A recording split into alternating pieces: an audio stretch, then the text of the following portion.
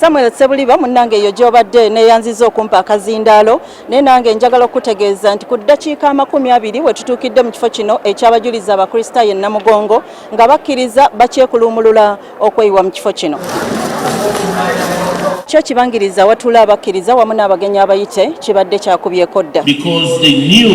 Ekifo kino kye kimu ku ebyo ebyenkizo ebikoleddwako omwaka guno nga kituuza abantu abali mu 500. Kwaya y'abantu 300 okuva mu bulabirizi obukola Rwenzori nabo babadde batandise dda okulya mu ndago okubeesabeesa abakkiriza.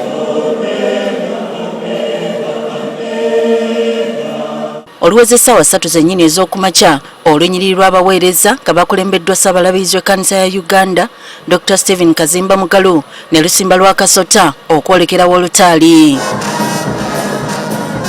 Bano babadde bakulembeddwa mu bandi ya Boys and Girls Brigade okuva e Rwenzori. Oluyimba lw'eggwanga olwa Africa ekitiibwa kya Uganda wamu n'olw'ekkanisa ya Uganda ziyimbiddwa. Amyuka Vika wa Namugongo Matters site yeebazizza olw'ebbanja lya bukadde 28 eryali lyasigalira ku bategesi omwaka oguwedde okusasulwa ba bishops wamu n'okusereka ekitundu ky'ekifo awatuulwa awali wasigadde. Asambaza ebyogerwa tebakuŋŋaanya omusimbi muyitirivu okutegeka olunaku lw'abajulizi.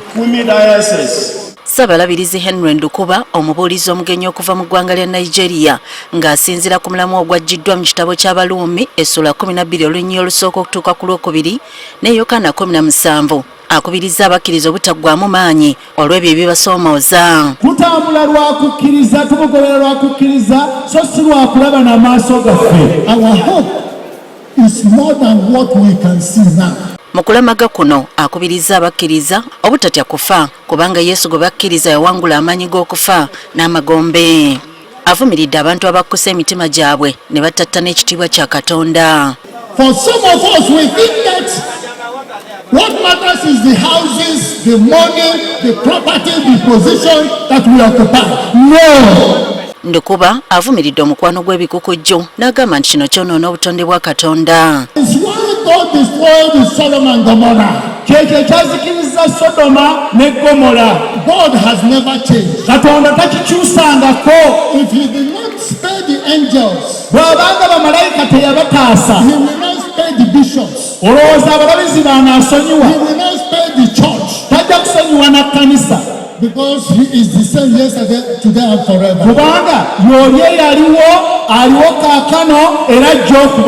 Yes, Speaker of Parliament ANITA AMONG nga akiikiriddwa President ku kijjukizo ky'abajuliza abakulisitaayo nga yeesigama ku kigambo ky'omubuulizi agambye nti bafuba ne bakola bulungi wabula basasulwamu bubi ng'okubateekako natti.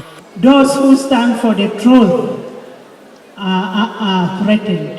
Abo abanywerera ku mazima bali mu kutiisibwa kisi. They are criticized. Bali mu They are opposed. bali mu kuwakanizibwa. They are misunderstood. Bali mu kutategeerwa. They are sanctioned. Bali mu They are even accused or rejected. kulibwawo. But we want to tell Ugandans, naye njagala okubuulira bannayuganda we will stand for the truth, tujja kuyimirira ku mazima for the good of humanity. Wano Ssaabalabirizi w'ekkanisa ya Uganda Dr. Stephen Kazimba Mugalu awadde abakkiriza essanyu nti ebbanja lirudde nga libanjibwa ekkanisa ya Uganda aba banka ya Equity lisasuddwa lyonna.